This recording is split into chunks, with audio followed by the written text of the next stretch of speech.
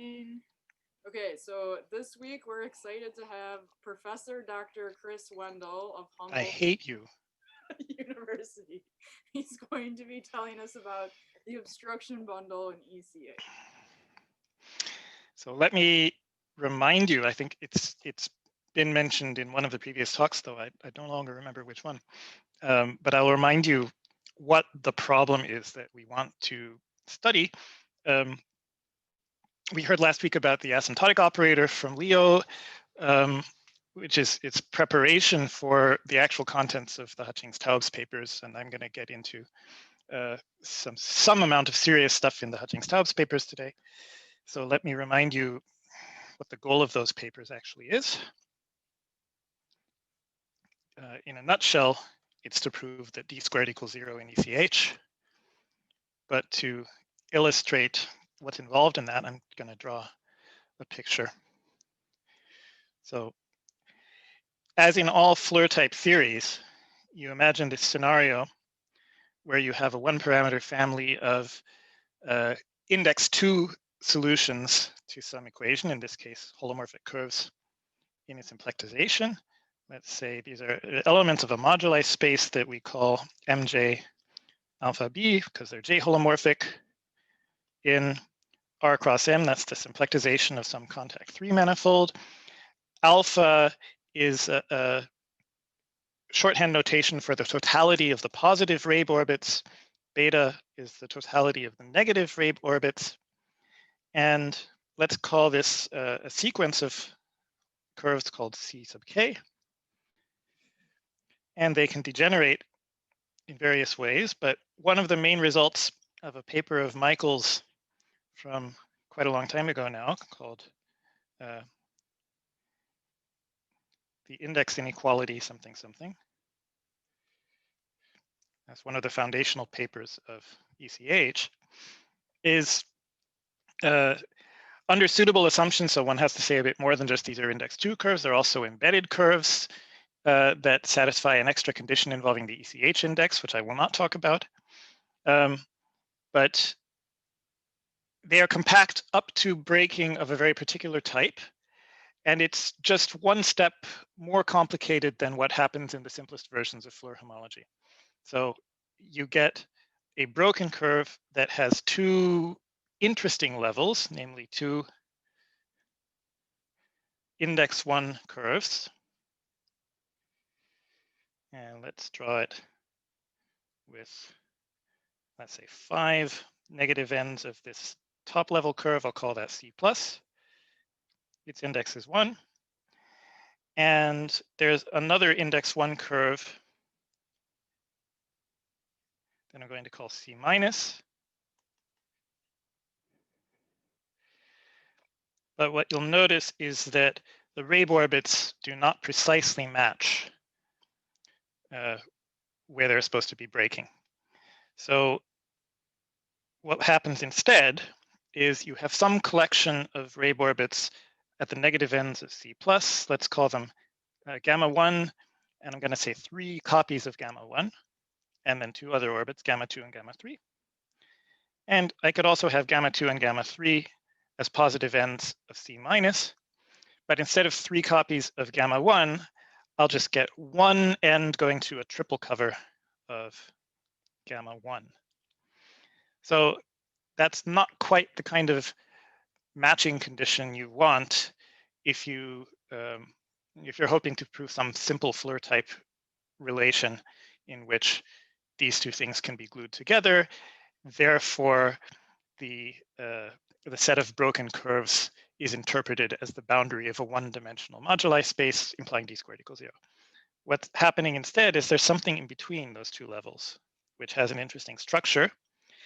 Interesting, but not that interesting. It consists partly of just trivial cylinders. So in the symplectization, you always have these holomorphic curves that are just cylinders over closed Rabe orbits. I'm going to denote them by T. Those are, of course, indexed, and you don't really worry about them much. If you have a level that consists only of trivial cylinders, that violates the stability condition in SFT compactness. So you just collapse that level and ignore those trivial cylinders. But there's something here that's not an actual trivial cylinder, but instead the branched cover of a trivial cylinder. I'm going to call that curve C naught. Now, all that stuff in the middle has index 0, but C naught in particular is a holomorphic branched cover of the trivial cylinder over the orbit gamma 1.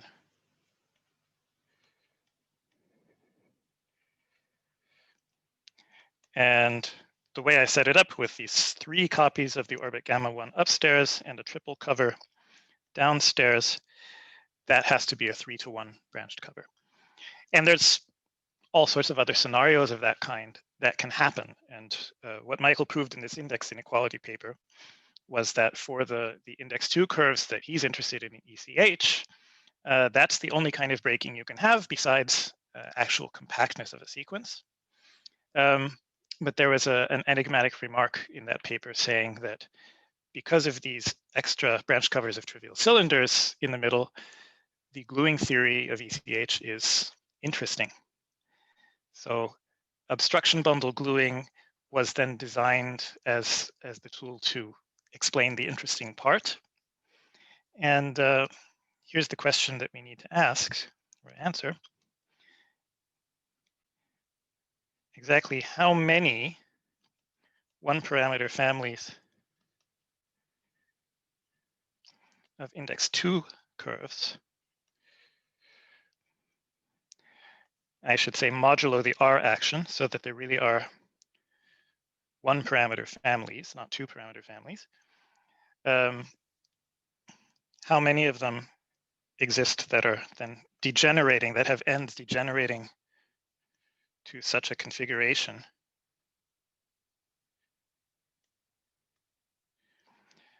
for given curves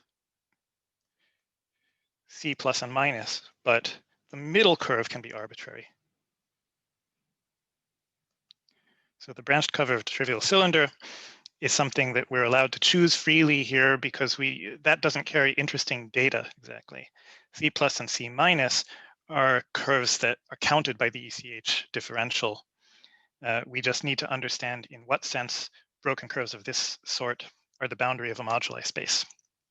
So that's an obstruction bundle gluing problem. And the claim I will state, which we're going to try to prove over the course of several talks, I think, is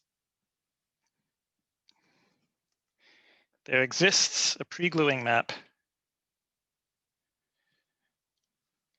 which takes you from the space of branched covers of trivial cylinders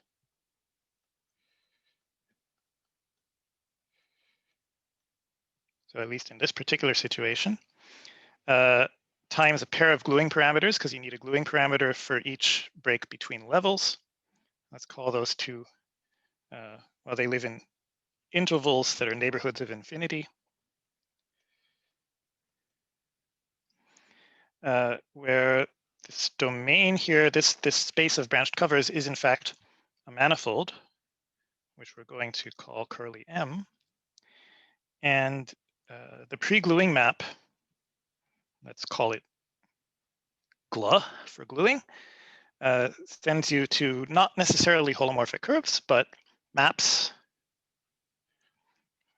from punctured Riemann surfaces or Riemann surfaces with cylindrical ends into the symplectization. Along with that, there is an obstruction bundle and an obstruction section.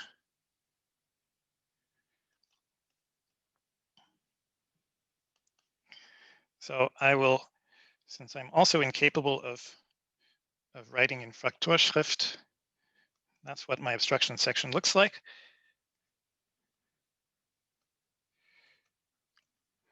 So that's defined again on this same moduli space of branched covers times gluing parameters, sending us to some bundle, which for now I'm just going to call OB, which we'll see has the appropriate rank for this statement. And there's also an integer G, such that the following things are true.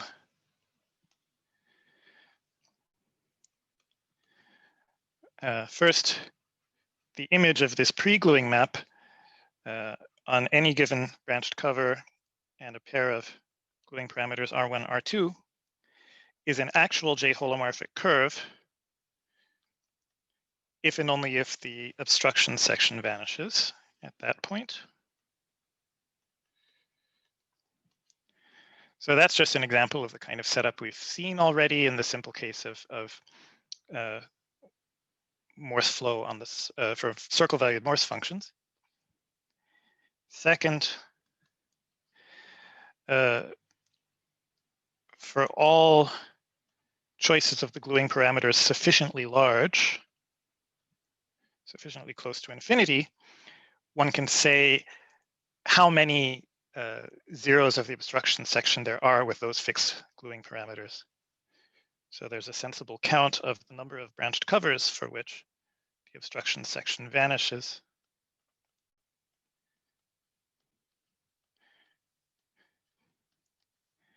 And it's equal to this integer g that I said exists. So the claim is that for gluing parameters sufficiently large, you'll always get the same answer to the question, how many zeros of the obstruction section are there? And then, of course, that the image of this pre-gluing map contains all curves that are close to breaking in this way into some broken curve with C plus and C minus on the bottom, and some branched cover of trivial cylinders in the middle, where C minus here, C0 rather, is arbitrary. Okay, so I called it a claim, but that's actually a pretty big theorem. I won't prove that today. My goal is to basically explain what this moduli space curly M of branch covers is in the situation we're interested in, and what the obstruction bundle over that manifold is, and that it really is a vector bundle. Questions so far? I'm going to take a pause here because I'm going to move to a new page and you won't be able to see this stuff anymore. So I have a glass of wine to help me out with these pauses. Can I ask a question? Yes. Are these branched covers of trivial cylinders like necessarily not cut transversely, or are they transverse and we just there's one case in which they are transverse, and that's the uninteresting case in which there are no branch points. Then those are just trivial cylinders, possibly over multiply covered wave orbits. But in that case, it reduces to a standard gluing problem where you don't need an obstruction bundle. In all other cases, they are guaranteed to be not regular. I see. Thank you. I have a clarified question. So Yes. if you take ECH index 2 moduli spaces and consider their boundaries, these are literally these two-level breakings with branch covers in the middle. There's no like caveats. That's literally true. That's literally true. Okay. Yeah. And that was something that was understood already in 2002 or so. The gluing picture came later. Okay, thank you. Oh, and in the chat, Michael Hutchins points out that wine definitely makes obstruction bundles more palatable. So better to drink up. This is the first talk we've had in this seminar where the speaker is in a place where it is, in fact, wine o'clock. Can I make a comment? So when you ask about breaking into how many levels, so there's this idea of SFT compactness, whereas a sequence has a subsequence that converges to a building with some number of levels. And the gluing that we did with TOBS, we don't really think about it that way. So we don't actually go all the way out to infinity. We just fix the gluing parameters, which Chris is calling R1 and R2 here, and see. And so you can sort of think of taking your moduli space, which is non-compact, and instead of actually adding points to the ends to compactify it, we're just sort of cutting it off. We're truncating it by fixing these gluing parameters and seeing how many boundary points we get when we truncate. So if you actually took an SFT limit, it could be the case that that sort of branch cover of a trivial cylinder part splits into several levels. I don't actually know if that happens or not, but we don't need to worry about it. Right. But then there's an argument that these curves account for all the boundaries of your moduli space, which is independent of SFT compactness. That's right. So that's correct. Okay, thank you. Okay. Truncate? Oh, sorry. So by truncate, you mean sort of some sort of end exists and you're counting the ends? That's how I understood what you Well, said. I mean, there could actually be infinitely many ends. Like it could be as you sort of, you know, as these gluing parameters are going to infinity, in principle, like, you know, pairs of curves could appear in bifurcations and more of them. So we don't actually look at it that way. We just take some finite cutoff of this. I can draw a picture, but I don't have a tablet. So, But I believe that result is equivalent to what I stated here, right? That when the gluing parameters are large enough, this is how many zeros you have of the obstruction section. right, but it's a signed count, so there could be. It's a signed lot of count, extra indeed. ones. Yes. Every time I use this pound symbol, it's a signed count. I should make that clear from the start.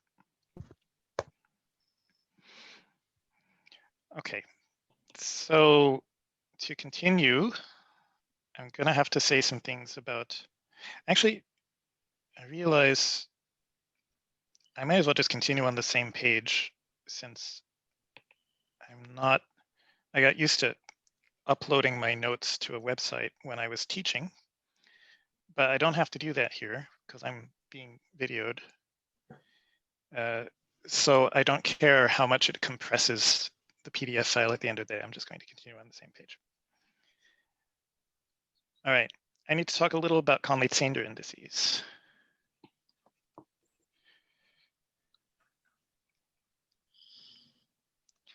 Because we need to do some index computations and figure out what kind of branched covers we're actually interested in. So let's assume throughout the following that M is a 3-manifold with a contact structure as kernel of contact form lambda. And all Rabe orbits are non-degenerate.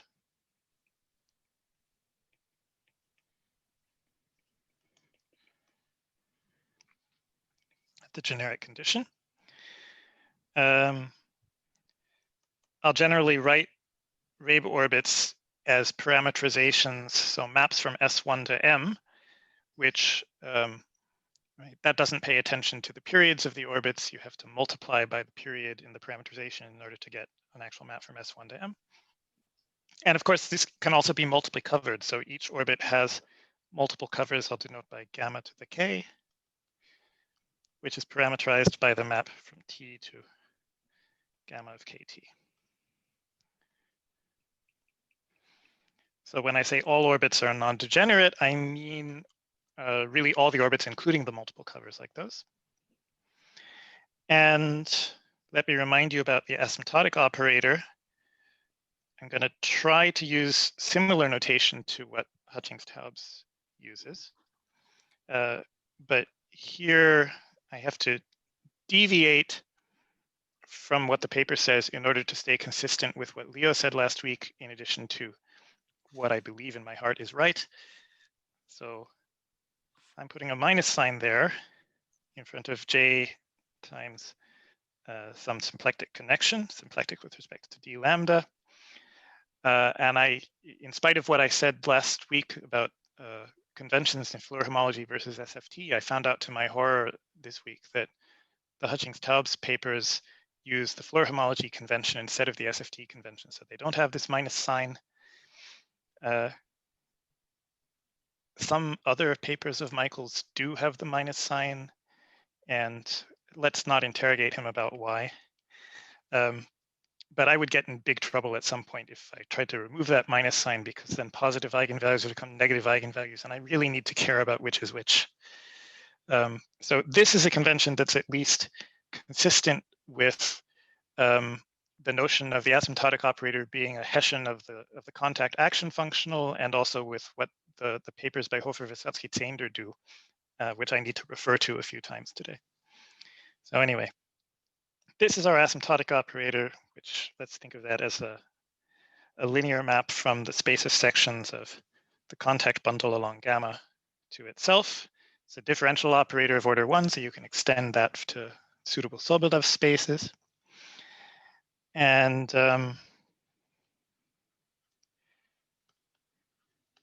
here, I didn't say what J is. J is a complex structure on the contact bundle, which we assume is compatible with the symplectic structure given by d lambda on that bundle. So that's the same data that we choose in order to define an almost complex structure on the symplectization. So one way of defining what non-degenerate means is the orbit gamma is non-degenerate if and only if 0 is not in the spectrum of its asymptotic operator. I'm also going to fix an object that I'll call tau throughout today. That's a choice of trivialization of the contact bundle psi along gamma. And gamma will usually be a fixed, simply covered Rabe orbit. I'll also need to talk about its multiple covers, but I will refer to gamma as the embedded orbit. So let me define something which is not explicitly mentioned in the Hutchings-Taubes papers, but is sort of implicit and is very useful. Given any orbit and such a trivialization, there's a set of special winding numbers you can associate to those orbits, which I call alpha plus tau of gamma. That's, Leo mentioned last week, there's this monotone correspondence from the eigenvalues to the winding numbers of the eigenfunctions. And it's an increasing function which takes every integer value exactly twice, counting multiplicity. So for that reason, the following is well defined. You take the minimum possible winding number with respect to our trivialization tau of an eigenfunction E lambda, whose eigenvalue is positive. So L gamma E lambda equals lambda E lambda and lambda positive. So basically that means you take the eigenvalue that's positive but closest to 0. That's the corresponding winding number. That's some integer. Alpha minus is defined similarly for the eigenvalue that's closest to 0 from the other side, and it's the maximum possible winding number. Lambda less than 0. And since the orbit is non-degenerate and we have this fact about the monotone correspondence between eigenvalues and winding numbers, these two winding numbers are either the same or they differ by 1, because those eigenvalues are next to each other as you move up the spectrum, since 0 is not an eigenvalue. So the difference between them we'll call P of gamma, and that doesn't depend on the choice of trivialization.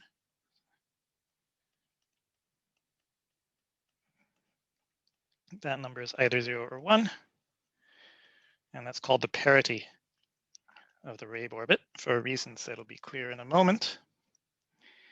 So I'll just quote a lemma that is one of the main results from one of these Hofer, Vysotsky, Zander papers from the 90s. We call it properties 2. Properties of pseudo-holomorphic curves and symplectizations. There were 4 of them. I think a 5th one even got cited somewhere as in preparation, but ended up being Dragomir Dragnev's thesis. So the Conley-Zander index of an orbit with respect to our trivialization, if you like, you can take this lemma as a definition of the Conley-Zander index. I'm going to assume that everyone's at least heard of this before.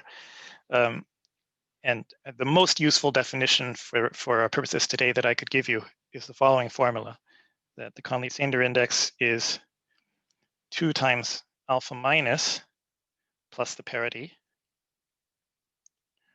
or equivalently 2 times alpha plus minus the parity. So you see from that why the parity is called what it is. It determines whether the Conley-Tander index is even or odd.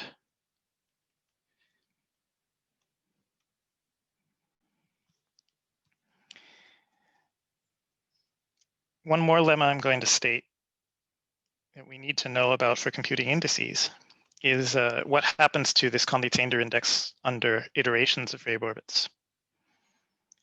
So I'll state this in a slightly different form than it appears in Michael's papers, but it implies what he uses. You can associate to every Rabe orbit gamma a so-called monodromy angle,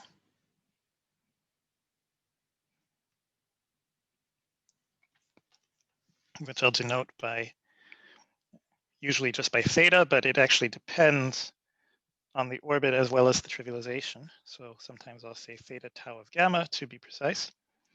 This is a real number with the following properties.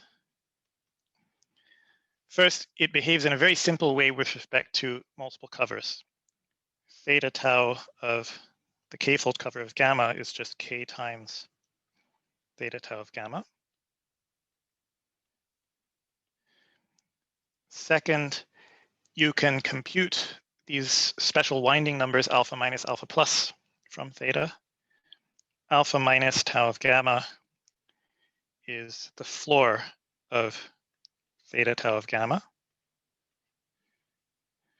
And alpha plus tau of gamma is the ceiling of theta. And so those are the nearest integers below and above theta, are those two winding numbers. Third, your orbit gamma is hyperbolic, right? So that's a dynamical term. Gamma is hyperbolic means that if you take the symplectic linearized flow along gamma restricted to the contact planes, going once around, now that's some symplectic linear map. Its eigenvalues, there are two of them whose product has to be 1 because it's symplectic. So if both eigenvalues are positive real numbers, you say actually, if both eigenvalues are real numbers, you say hyperbolic. Then you can distinguish between positive hyperbolic and negative hyperbolic. I'm just going to say, if it's hyperbolic, well, that's equivalent to the monodromy angle being an integer or a half integer. And if that's true, then you can easily compute from what I stated, right? If it lets you determine both alpha plus and alpha minus, and so you can figure out the Conley-Tander index from that. And due to this iteration formula for theta, it turns out that the Conley-Tander index also behaves in a very straightforward way under iteration, just multiplicatively. So that's nice, but it's only true for hyperbolic orbits. And the alternative is your orbit is elliptic. That means the eigenvalues of that linearized first return map are not real. They're a conjugate pair on the unit circle in that case. And turns out this is true if and only if theta is an irrational number. So this implies, right, then theta will never be an integer, and its covers, it will never be an integer, which means alpha plus and alpha minus will always be different. You have the two integers on either side. So then the Conley-Tander index is always odd by this formula up here. And you can say Conley-Tander index of gamma to the k is now 2 times the floor of k theta plus 1, or equivalently 2 times the ceiling of k theta minus 1. And this is how Conley-Tander indices behave in general under iteration. Right. I'm not going to say anything about the proof of this, but if you're curious, I can give you a reference, which I would not have been able to give you a week ago. But the reference is nope. Where is it? I've lost it.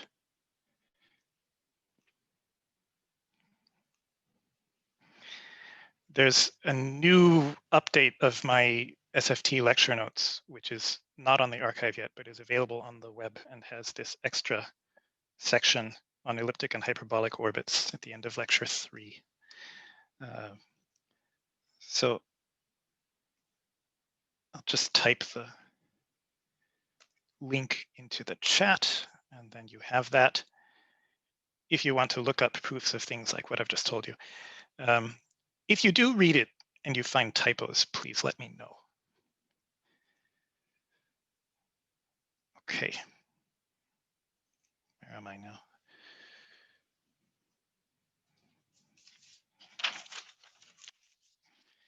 All right, so that's what I have to say about the Conley-Zander indices. Now let's talk more about branched covers in particular.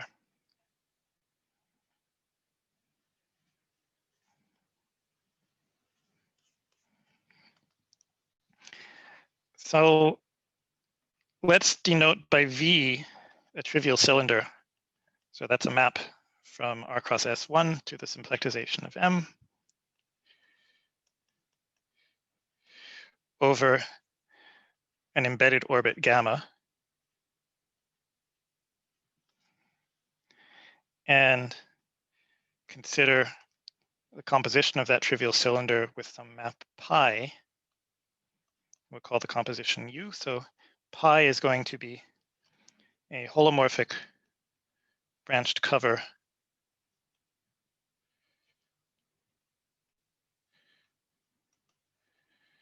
of some Riemann surface with cylindrical ends over the cylinder. And let's say it has degree D. It's a D to 1 map. A useful thing to be aware of here is the Riemann-Hurwitz formula, which normally you stated for branched covers of closed surfaces over a closed surface, but you can easily generate it to this case where you remove finitely many points from the surfaces. And it states that minus the Euler characteristic of sigma plus the degree times the Euler characteristic of the cylinder. Now, Euler characteristic of the cylinder is 0, so this is actually just minus the Euler characteristic of sigma, is the same thing as the algebraic count of the branch points. I'll denote that by critical points of pi. And since pi is holomorphic, those critical points of pi, right, think of those as zeros of a holomorphic section given by the derivative of pi. So all the zeros are positive. So this is always a non-negative integer, and 0 if and only if your branched cover is an honest covering map. I didn't say this, but I'm going to assume that sigma is connected with genus G. And so U is now a holomorphic curve with some positive ends asymptotic to some covers of gamma and some negative ends asymptotic to some other covers of gamma. Let's say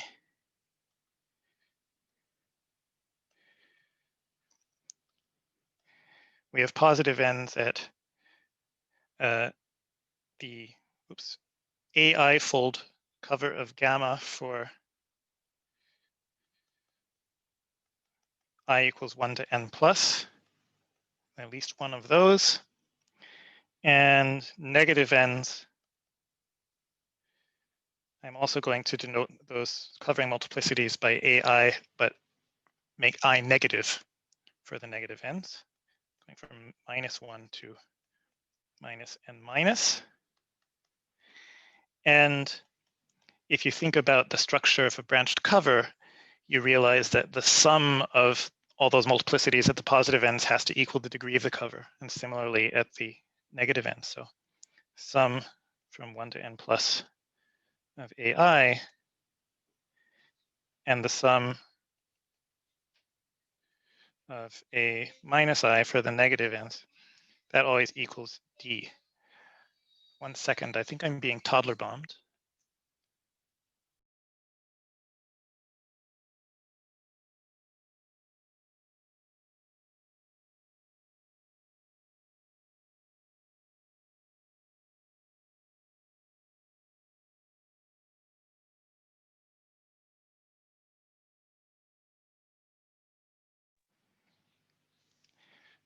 She went away, but I don't think she's happy.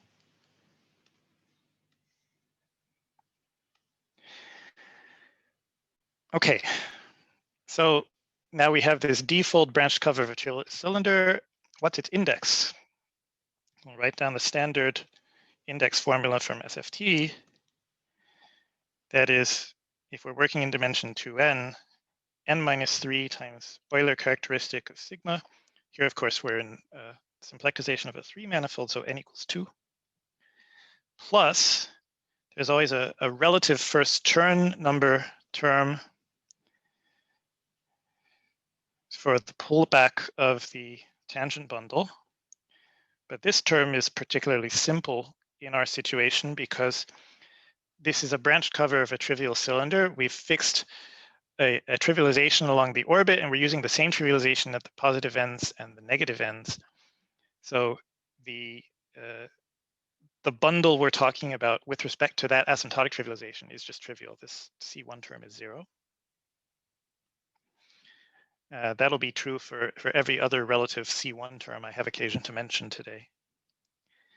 But then there's the Conley-Tander indices.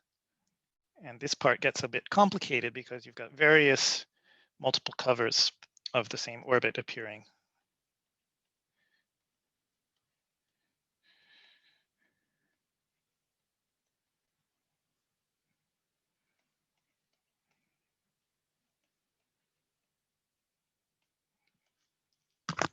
So for simplicity, I'm going to sometimes refer to that sum of all Conley-Tander indices as simply CZ.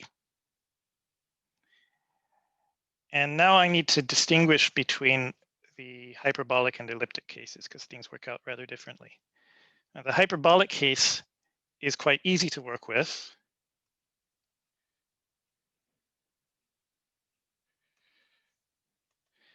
So here, I've got minus the Euler characteristic. The C1 term disappears, as I said. Now all these Conley-Tander indices are just the corresponding multiplicity multiplied by the Conley-Tander index of gamma, and the multiplicities all add up to D. And that's true for the positive ends. It's also true for the negative ends, and then they cancel each other. So I'll write D times CZ of gamma minus D times CZ of gamma, and we're left with just minus the Euler characteristic of the surface. So that, according to the Riemann-Hurwitz formula, is the same as the count of critical points of the branched cover. So it's always greater than or equal to 0. But most of the time, it's strictly positive. And in the picture I drew for you at the beginning, we're really only interested in index 0 branched covers. Those are the ones that we're going to try to glue in between the two index 1 curves. So this is going to equal 0 only if the domain of our branched cover is also a cylinder and there are no branched points.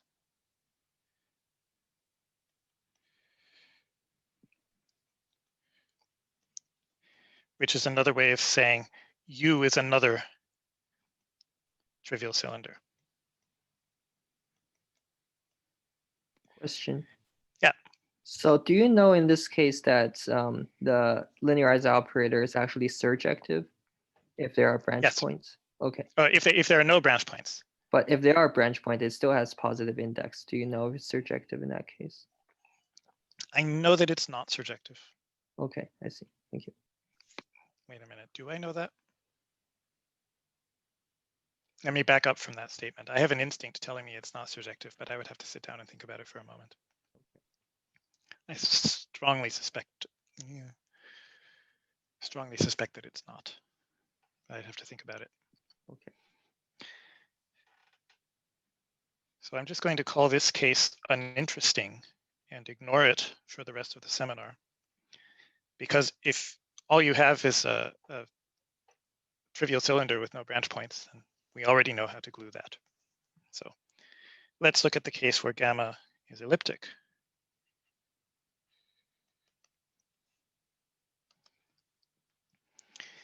So now, again, we have this minus Euler characteristic term. The C1 term vanishes. But what comes next, we have to be a little bit clever in the way we think about it. Remember, there was this formula that said the Conley-Zander index is 2 times the alpha plus or minus 1, depending on which alpha we're choosing. Let's take alpha plus up here, which is the ceiling of some multiple of theta. So I'm going to say for the positive ends, twice the ceiling of AI theta minus 1. And then for the negative ends, twice the floor of A minus I theta plus 1. And the reason I did that is because there is minus a count of all the punctures sitting in here because of these minus 1s and these plus 1s. And there is plus a count of all the punctures sitting there in the Euler characteristic of sigma. Euler characteristic of sigma for minus that is 2g minus 2 plus the number of punctures. So that's canceling these minus 1 plus 1 terms. So what's left is 2g minus 2 plus 2 times this sum of a bunch of ceilings minus sum of a bunch of floors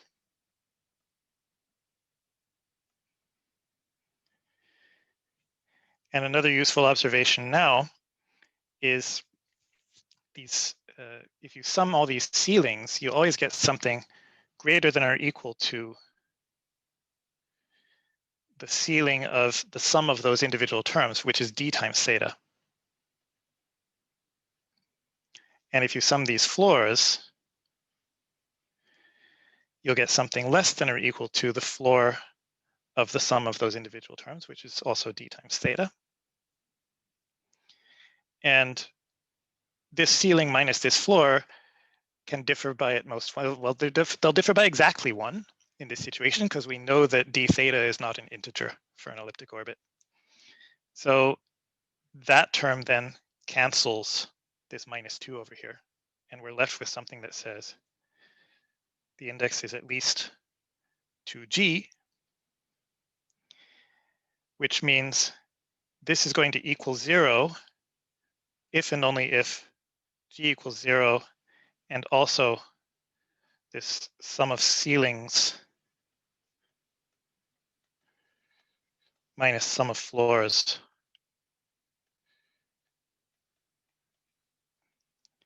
is exactly 1. That's a term that always has to be at least 1. We want it to be as small as it can be. Let's see if I need to pay attention to what Russell wrote in the chat. For surjectivity, the linearized operator, you have a branch cover a hyperbolic orbit. For pairs of pants, the moduli space parameterized with the image of the single branch point. So it's 2-dimensional, but the index is 1. Yeah, that sounds true. So the answer is no.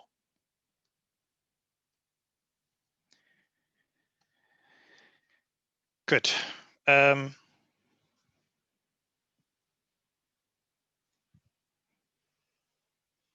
Let's give this last expression a name, call it star. And here's a definition. I'm going to fix all those numbers AI and assume that that relation holds for a particular choice of those numbers, because that's the only way I can get an index 0 branched cover, and those are the things I'm interested in. So let's say, assuming that's true, we define curly M to be the space of branched covers, I'm going to actually say, I'm not saying holomorphic, I'm just saying smooth branched covers. But actually, for a branched cover, you can always pull back the complex structure from the cylinder in a unique way to the domain and make it a holomorphic branched cover in a unique way. Such that sigma is a genus 0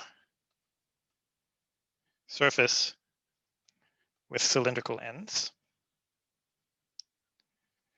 N plus of them are positive ends, meaning asymptotic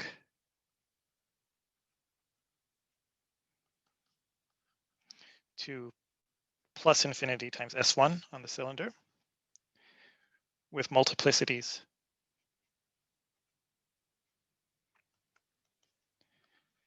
A1 through AN plus. And then similarly, N minus of them are negative ends asymptotic to minus infinity times S1 with multiplicities A minus 1 through A minus N minus. And a little bit of extra data as well. Since we want to do gluing, we have to keep track of asymptotic markers so that we have sort of a concrete way of matching up breaking orbits when in the cases where there are multiple covers. So what that means in this situation is, so I will say asymptotic markers, but the literal meaning right now is fixed identifications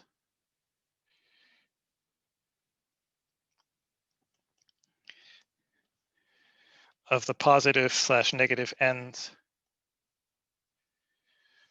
with a positive / negative half cylinder.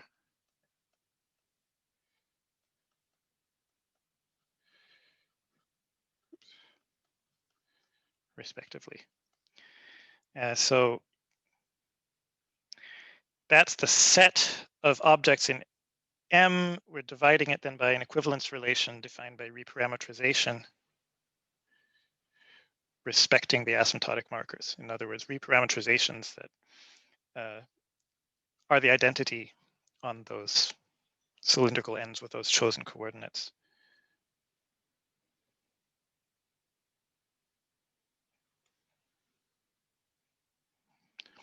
So as I mentioned, you can think of that as equivalent to a moduli space of holomorphic branched covers up to holomorphic reparameterization, just because of the fact that the complex structure of the cylinder pulls back to sigma uniquely for each of those guys. But there's another sort of simple classical way to think of this. Since we're only dealing with genus 0 surfaces, you can define these guys as maps from a punctured sphere to another punctured sphere. R cross S1 is the sphere minus 0 and infinity. And then positive ends actually just look like poles of a meromorphic function, and negative ends look like zeros of that meromorphic function. So this is, the asymptotic markers are another feature which you don't have in that picture. As a result, what we get here is a finite covering of the space of meromorphic functions from CP1 to S2, or just S2 to S2 if you like, that have poles of orders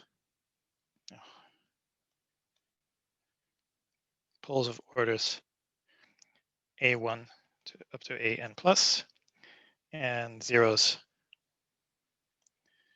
of orders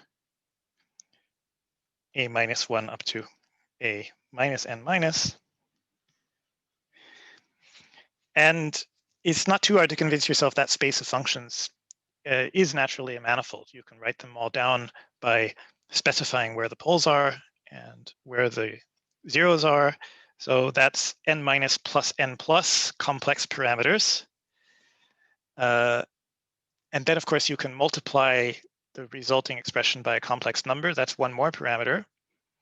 But sometimes what you get will be equivalent up to parameterization and you can reparameterize by the complex automorphisms of the sphere, which is also minus 3 complex parameters. So this tells us that M is a complex manifold of complex dimension. So I said n plus n minus plus 1 minus 3. If you think about it, that's the same thing as minus the Euler characteristic of sigma. Or in other words, by the Riemann-Hurwitz formula, the count of critical points of the branched cover. And that's a general fact, in fact, about holomorphic branched covers. They come in a moduli space that you can locally parameterize by the locations of the images of the branch points. And that's exactly why this number, the count of the branch points, appears here. Okay. So that's going to be the base of the obstruction bundle. And now I need to define the obstruction bundle itself. Right. So let me actually go up a little bit and look at the original picture for a second. The space of all configurations we might possibly want to glue includes, we can assume C plus and C minus are some fixed curves that we chose in the beginning. There's also these two gluing parameters, and then there's this choice of branched cover, which is moving around in its moduli space. This is what we just defined.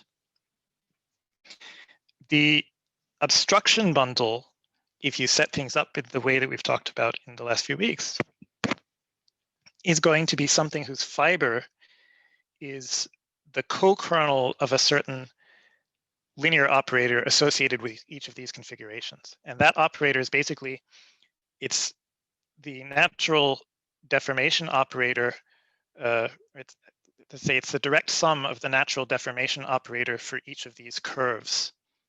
So you take the co-kernel of that direct sum. For C plus and C minus, we can assume those are regular curves. So there is no co-kernel. What's left is only going to be the co-kernel of C naught, of the linear deformation operator for C naught. So that's what we now have to talk about.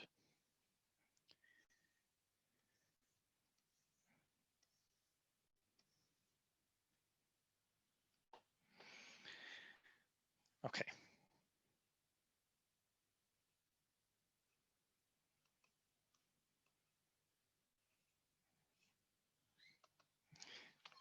So in general,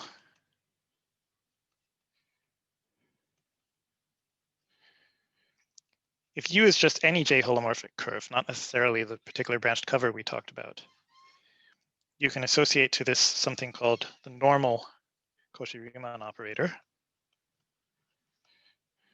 which I like to denote by DUN. That takes sections of the normal bundle of U to the 0, 1 forms with values in the normal bundle. It's basically, you take the usual linearized Cauchy-Riemann operator, which is defined on the pulled back tangent bundle, and you just restrict that to the normal bundle. And then you also project the image to the normal bundle afterwards. So that's a Cauchy-Riemann type operator. It has the convenient property that the co-kernel of the usual deformation operator that appears in when you use the implicit function theorem to prove or try to prove smoothness of the moduli space, that co-kernel is naturally isomorphic to the co-kernel of this operator on the normal bundle here. So I'm just going to state that as a fact. It's a little bit non-trivial, I should say, especially in cases where U is not an immersed curve. You have to first make sense of the notion of the normal bundle, but this fact is still true. And in particular, it's easy to understand what the normal bundle is when we're talking about a branched cover of an embedded curve, right? That's just the pullback through that cover of the normal bundle of the embedded curve. So this is the operator whose co-kernel we need to understand. Now let's assume U is one of these branched covers as above. And let's write down what the index of that normal operator is. So I think I'm going to have to go to a new page in a second. This thing won't go any further. but I can write down the index. So now we're talking about a Cauchy-Riemann type operator on a line bundle. I'll have, by the punctured Riemann-Roch formula, Euler characteristic of sigma plus a relative C1 term for the normal bundle. Or let me say more precisely what that normal bundle is. That's just the pullback of the normal bundle of the trivial cylinder. Oops. So pi star, normal bundle of the trivial cylinder. But as I mentioned, since we're dealing with the trivial cylinder and the same trivialization at positive and negative ends, that term is always going to be 0. And then we have the additional sum of all the Conley-Sander indices that I'm abbreviating by CZ. So the middle term vanished. Turns out, since we're talking about only index 0 branched covers, this Conley-Sander index, do I still have the formula up here? Yeah. So in order for index of U to be 0, minus Euler characteristic plus CZ has to be 0. So CZ equals the Euler characteristic. And what we have here is just equal to twice the Euler characteristic. Since we're assuming U has index 0. And the Euler characteristic is, of course, minus the algebraic count of branch points. And that number is minus the dimension of the moduli space of branched covers, if you look at its real dimension.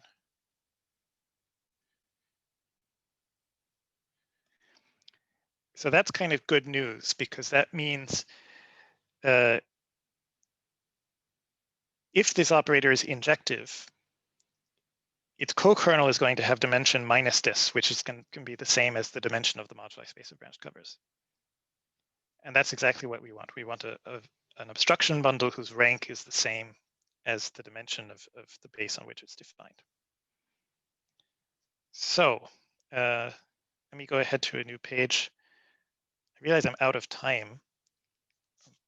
And I'm just about to state the most important part. Is it okay if I take a few extra minutes for this? Yeah, I think you could take 5, maybe 10 minutes. In 10 minutes, I can do a lot. Well, let's see if I can do 5. Okay, I was nervous to give you 10, but I'm Yeah, you happy should to be. give 5. Okay, so I should just remark I'm using notation that is right now not so consistent with what's in Hutchings-Taubes and is more like what I write in my own papers. It's partly out of habit, and I find it easier to explain that way. But they write this operator as a slightly different object called d sigma. And in order to write it down, they actually choose a trivialization to start with of the normal bundle along the trivial cylinder, which actually we've done, right? All you need for that is a trivialization along the orbit. And they write it down in the trivialization. You can write it down quite explicitly in terms of the asymptotic operator. So that's the form in which it appears in their paper. I don't need to write it down explicitly. I just need to know some things about winding numbers to say what I want to say. So the main lemma here is that that operator is always injective for these branched covers we're talking about. So before I prove that, let's state the corollary is there exists then a smooth vector bundle O over the moduli space of branched covers whose rank is the same as the real dimension of that moduli space, and its fibers over a given branched cover, its fiber is, they define it as the dual of the co-kernel of this operator.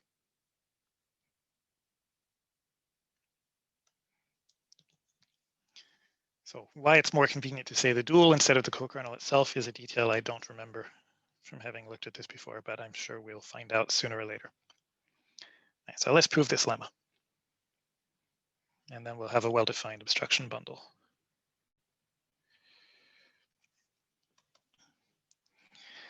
I'm also going to give you a proof that's, I think, a bit simpler than what's in the paper, although morally it's kind of the same argument. They don't explicitly state the fact that this thing is injective. What they do instead is they prove an explicit upper bound on the dimension of the co-kernel, so that the co-kernel then always has precisely that dimension. So that's something one can also do by similar methods, but you get the same result if you prove this thing is injective. So it's a Cauchy-Riemann type operator on a line bundle. How do you prove it's injective? Let's try counting how many zeros a section in the kernel would have to have. Let's suppose eta is a non-trivial section in the kernel of that operator. Then there's this general result called the similarity principle.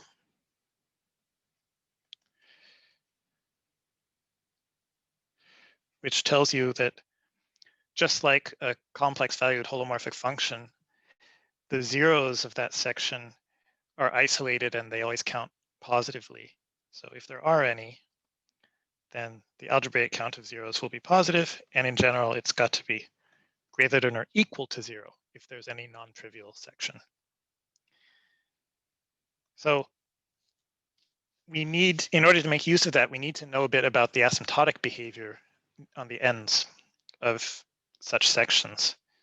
And for that, we can quote a result from another HWZ properties paper, the first of them,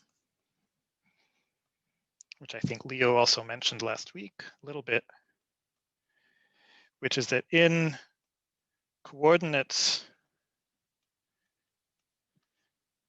cylindrical coordinates on the positive or negative half cylinder, depending on whether we're talking about a positive or negative end,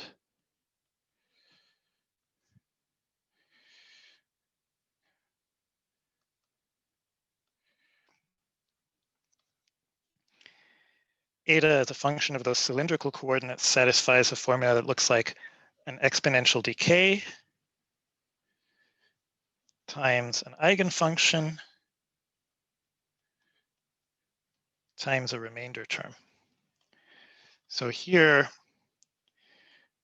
the exponent that determines the decay is an eigenvalue of the asymptotic operator for whichever cover of the orbit gamma this is that we're looking at, depending on which end we're at. And it's negative if we're at a positive end, positive if we're at a negative end. That's the detail that differs if you take Michael's sign convention for asymptotic operators instead of mine. And f mu is an eigenfunction corresponding to that.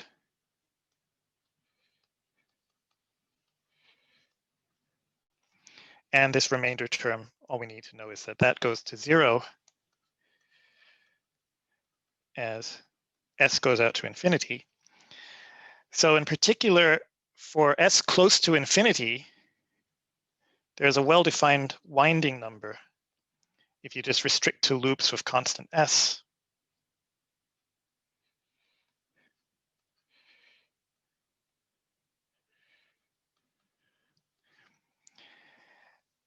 That winding number is the same as the winding number of this eigenfunction.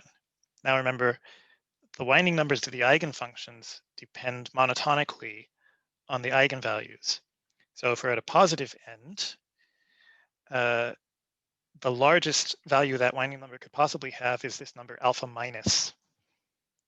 So then this thing is less than or equal to alpha minus tau of the orbit gamma covered some number of times at positive ends, or greater than or equal to alpha plus at negative ends.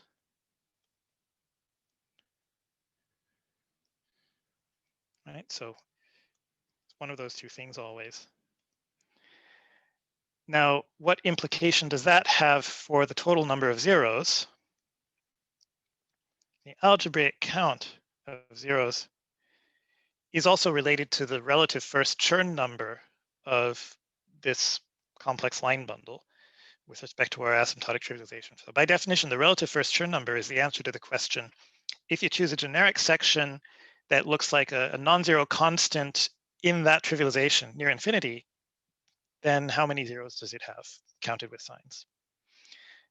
This section isn't necessarily the kind that you need in order to compute that. It might wind non-trivially near infinity with respect to the trivialization, but we have bounds on how it winds near infinity. So the algebraic count of zeros in general is going to be the relative first Chern number. Oops, it's the pullback of the normal bundle of the trivial cylinder, plus the sum over the positive, well, let's just write it this way. Sum over the positive ends of those winding numbers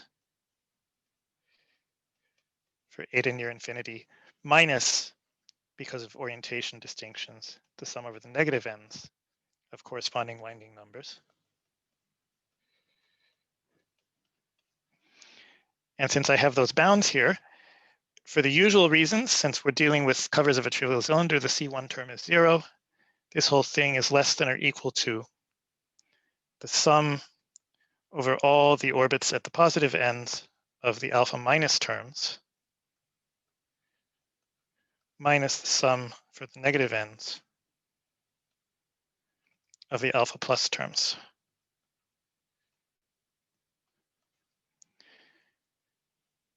So far so good. That's an upper bound. I also know that that count of zeros has to be greater than or equal to 0. And I claim this is a contradiction. The reason is, let's denote this sum here as just plain alpha. Now recall,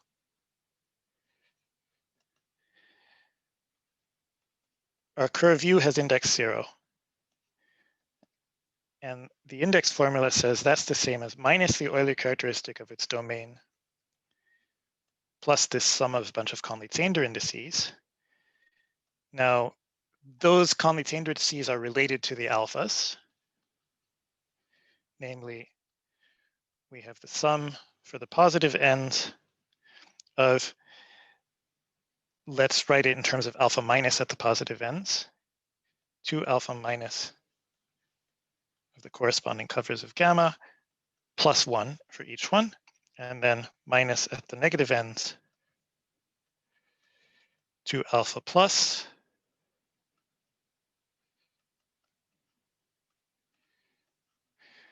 right? So I'm doing this calculation slightly differently. Last time when I just wanted to show the index is at least 0, I used alpha plus at the positive ends and alpha minus at the negative ends. I'm doing the opposite this time because I want to compare with this expression for the number of zeros of the section I have up here, right? This expression now says minus the Euler characteristic of sigma plus twice the number I'm referring to as just plain alpha plus the number of positive punctures plus the number of negative punctures. So if that's 0, it means 2 alpha is the Euler characteristic of sigma minus n plus minus n minus, and that number is negative no matter what you do. So that proves that actually the algebraic count of zeros of this supposedly non-trivial section has to be negative, which is a contradiction.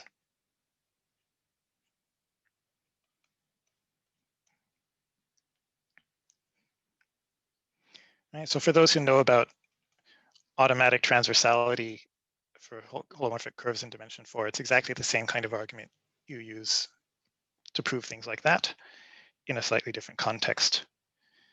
So I hope that was only 10 minutes. I'm going to stop there. Let's thank Chris. And I'll go ahead and stop the recording.